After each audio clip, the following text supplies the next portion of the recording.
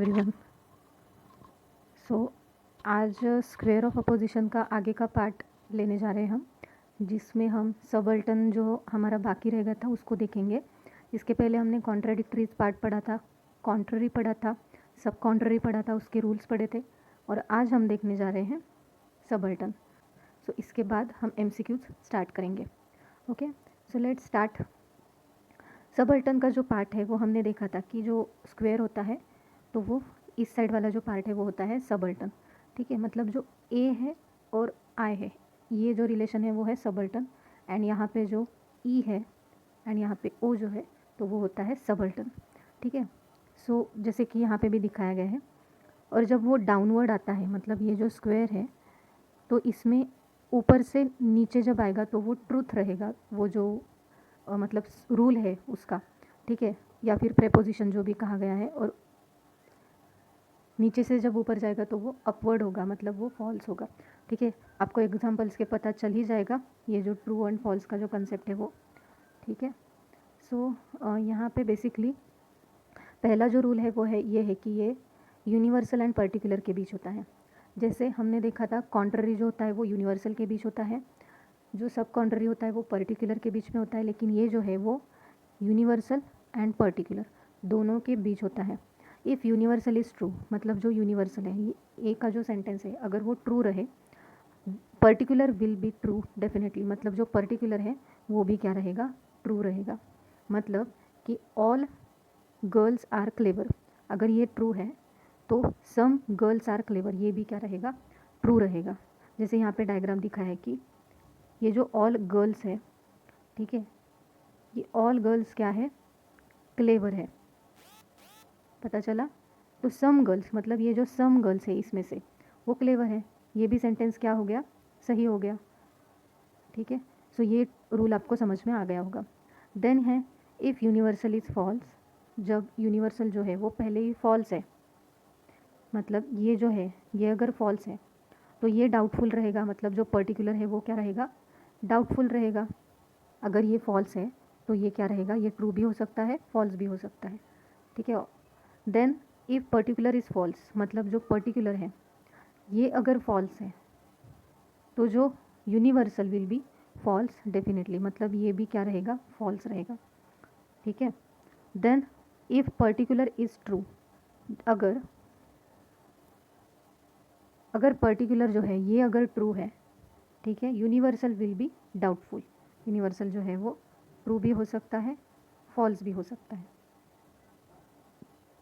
I hope आपको समझ में आ गया होगा।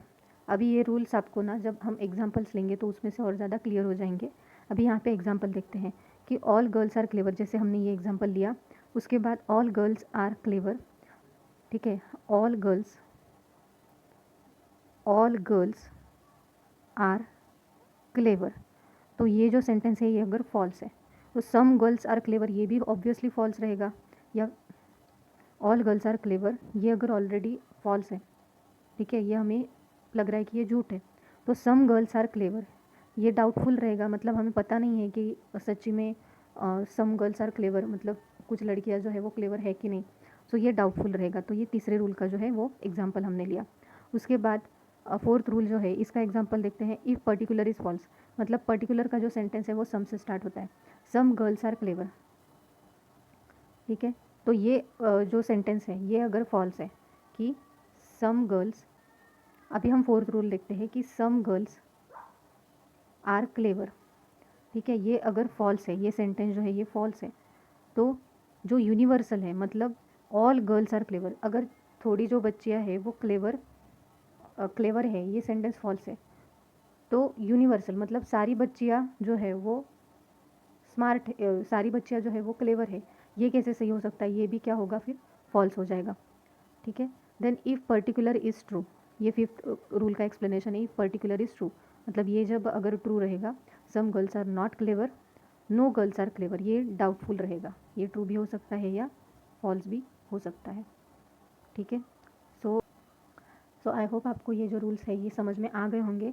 फिर से एक बार रिवाइज करते हैं और फिर भी आपको MCQ से और ज़्यादा क्लियरिटी मिलेगी, जैसे मैंने पहले बताया था। ठीक है, हमने पहले देखा कि ये तो पहले तो क्या होता है, ये यूनिवर्सल एंड पर्टिकुलर के बीच होता है, मतलब एक तो यहाँ और यहाँ ये रिलेशन होता है, ठीक है। If universal is true, universal जो है ये अगर ट्रू रहेगा तो जो पर्टिकुलर है ये भी ट्रू रहेगा, ठीक है। ये पता चला, ये रूल हो गया हमारा। इफ़ यूनिवर्सल इज़ फॉल्स, मतलब ये अगर फॉल्स है, ठीक है, तो पर्टिकुलर विल बी डाउटफुल, जो ये है पर्टिकुलर का जो सेंटेंस रहेगा तो वो डाउटफुल रहेगा, मतलब वो ट्रू भी हो सकता है या फॉल्स भी हो सकता है, ठीक है। थर्ड रूल हो गया। Then if particular is false, मतलब जो पर्टिकुलर है ये अगर फॉल्स है तो universal will be false definitely, universal भी क्या रहेगा, फॉल्स रहेगा, ठीक है। Then if particular is true, particular अगर ट्रू है, सपोज करो जो हमारा पर्टिकुलर है ये अगर ट्रू है तो फिर यूनिवर्सल जो है वो डाउटफुल रहेगा। क्लियर, पता चला हमने कैसे किया। सो बेसिकली यहाँ पे देखो, ये रूल एक दूसरे के अपोजिट है, ये रूल एक दूसरे के अपोजिट है, अगर आप ध्यान से देखें तो, ठीक है। सो आपने कौन से भी दो रूल्स भी, मतलब ये तो हमें कंपलसरी करना ही है, आपने कौन से भी दो रूल्स भी याद कर लिए ना तो आपको बाकी के दो रूल्स आ जाएंगे डेफिनेटली, उसी के बेसिस पे हमको एमसीक्यूज सॉल्व करने हैं, ठीक है। सो आई होप आपको ये वीडियो जो है वो समझ में आ गया होगा।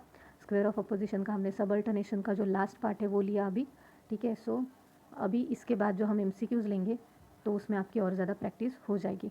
जैसे हमने रिसर्च एंड टीचिंग के कुछ एमसीक्यूज लिए थे वैसे ही हम रीजनिंग के, लॉजिकल रीजनिंग के स्क्वायर ऑफ अपोजिशन पे बेसिकली एमसीक्यूज लेने वाले, ठीक है। Till then keep watching, stay safe, thank you so much.